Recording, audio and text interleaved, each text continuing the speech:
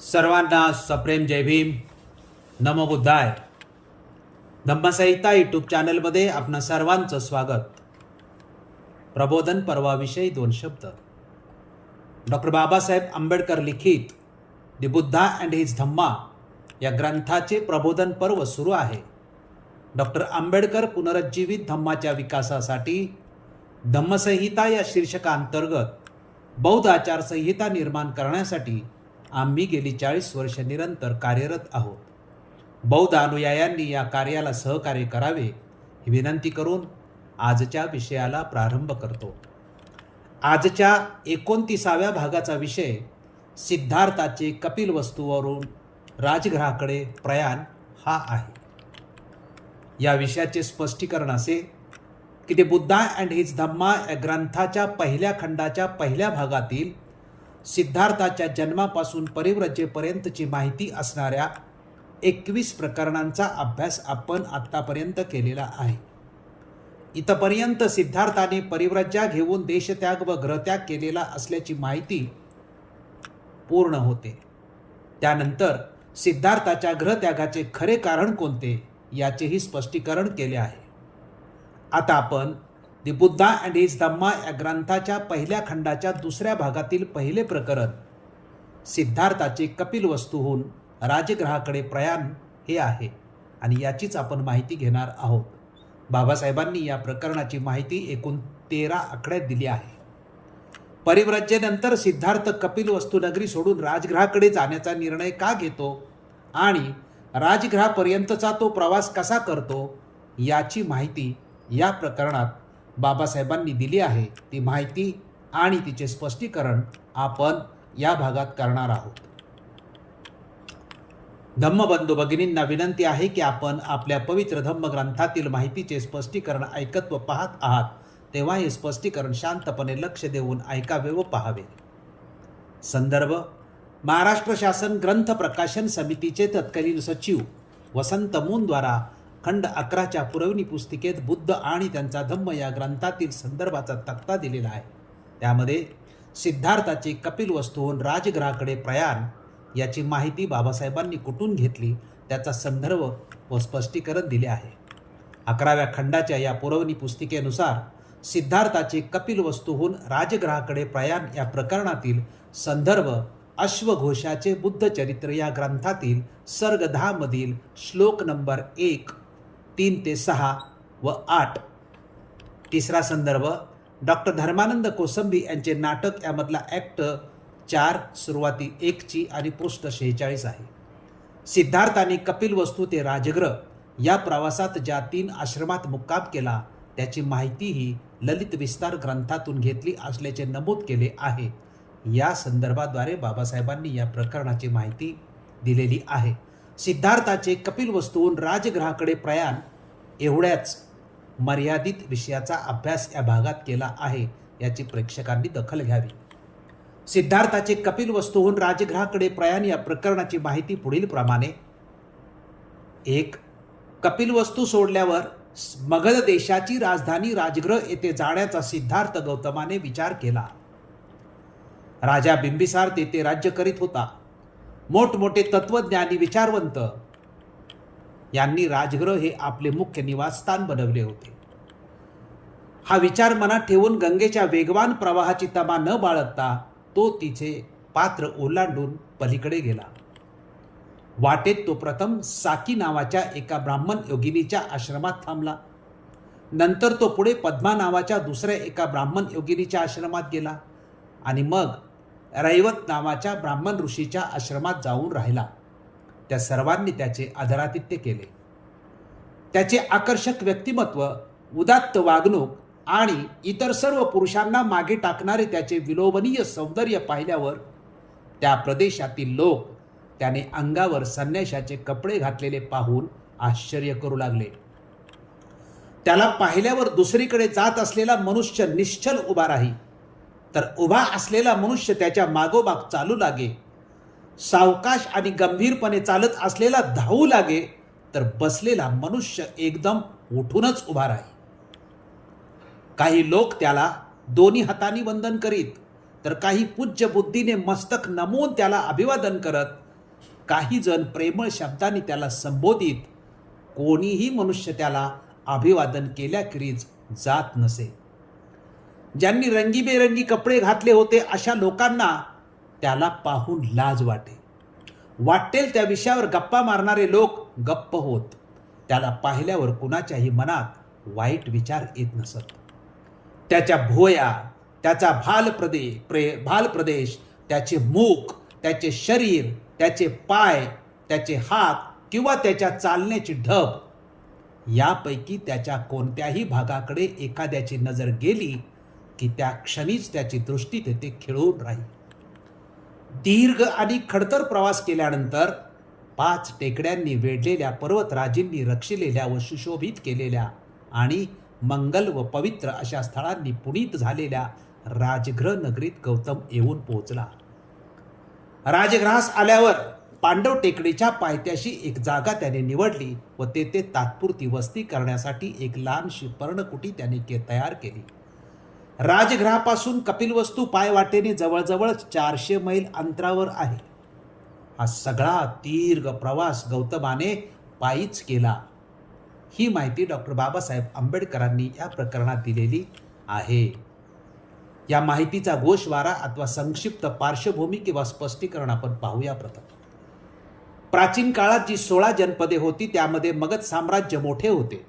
ज्ञात इतिहासामध्ये मगधाचा पहिला राज्यकर्ता हर्यक वंश हा वंश होता. त्याचा पहिला राजा बिंबिसार होता. राजगृह ही मगध साम्राज्याची राजधानी होती. राजगृह हे 5 टेकड्यांचं शहर होतं. राजगृह हे शहर त्या काळातील प्रगत व विकसित शहर होतं. येथे विचारवंत, तत्वज्ञ, धर्मप्रचारक मोठ्या प्रमाणात राहत होते. प्राचीन काळातील या शहराला आता आधुनिक काळात राजगीर असं म्हणतात. त्या काळातील हे शहर महत्त्वाचे असल्यामुळे सिद्धार्थाने या शहराकडेच जाण्याचा निर्णय घेतला. राजगृह आणि कपिलवस्तू 400 मैल अंतर होते. प्रवास करत करत सिद्धार्थ राजगृहाला पोचतो.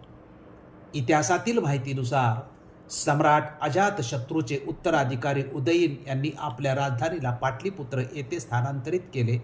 त्यानंतर चंद्रगुप्त मौर्याने इथे साम्राज्य स्थापित करून आपली राजधानी बनवली. सिद्धार्थाच्या जीवनामध्ये राजगृहाचे महत्त्व खूप आहे. ज्ञानप्राप्तीनंतर राजगृह शहरच धम्मप्रचाराचं प्रमुख केंद्र बनलं होतं. तथागतांची जास्तीत जास्त प्रवचने आणि वर्षावास राजगृह येथे झाली आहेत. सारीपुत्ता आणि मोगल्लान यांची धम्मदीक्षा तसेच राजा बिंबिसाराची धम्मदीक्षा राजगृहातच झाली.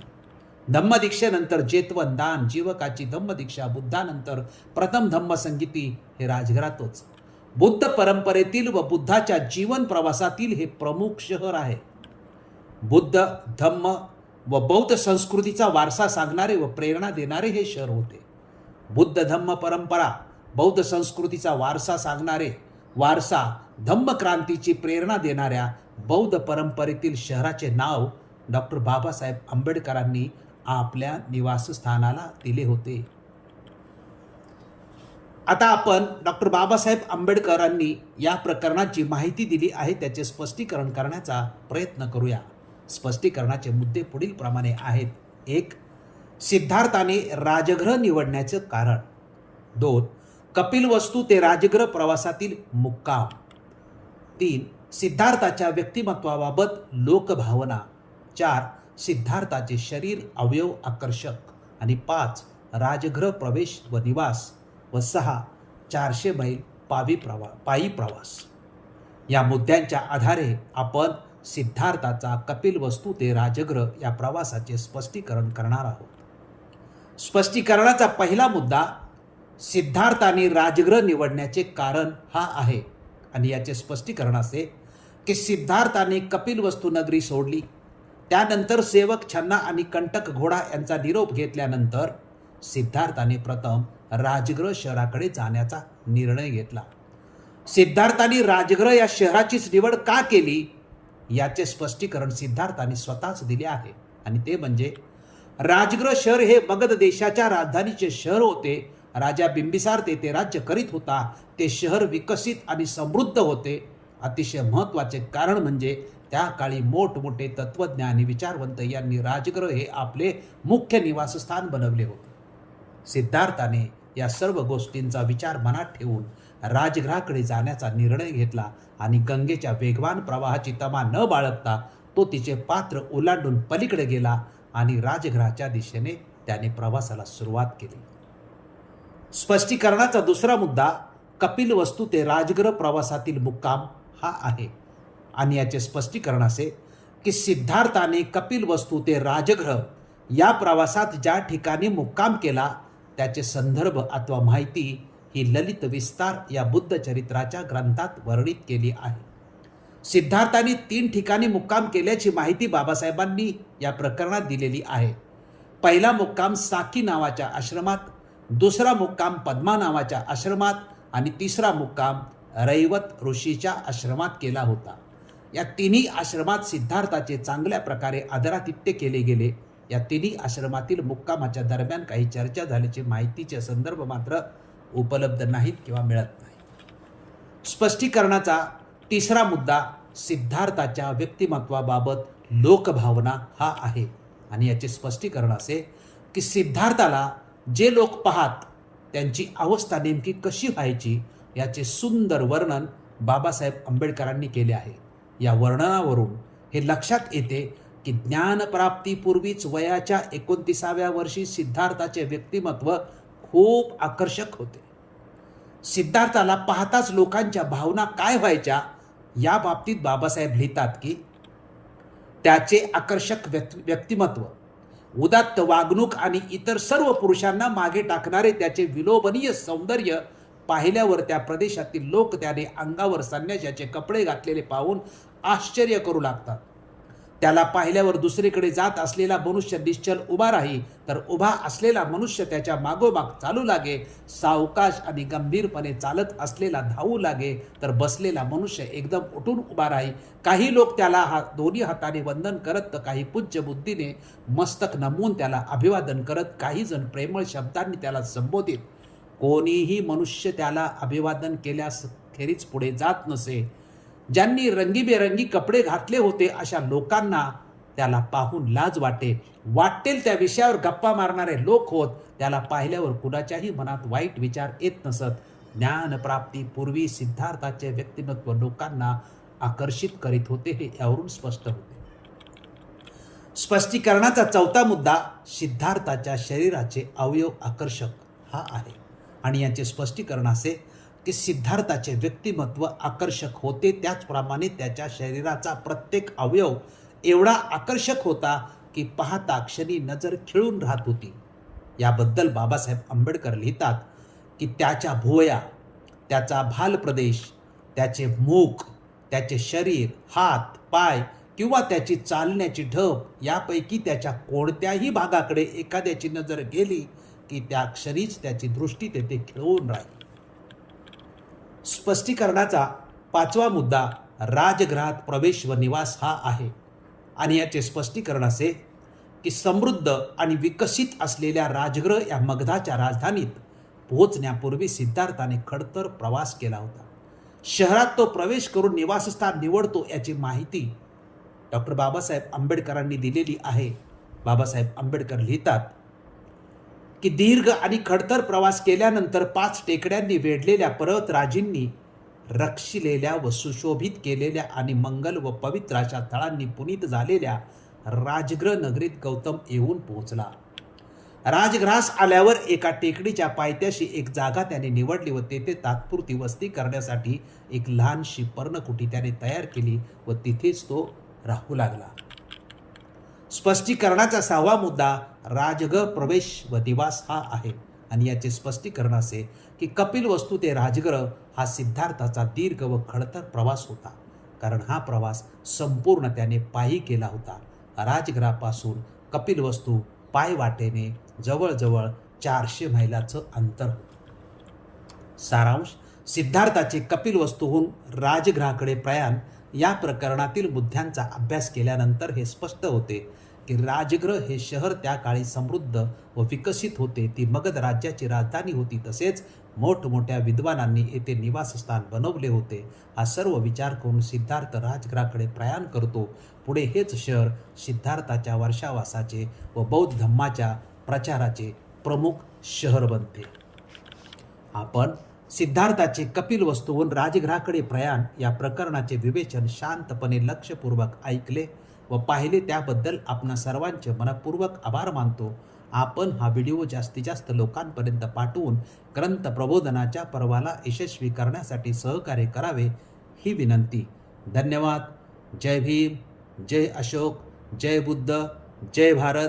साधू साधू साधू.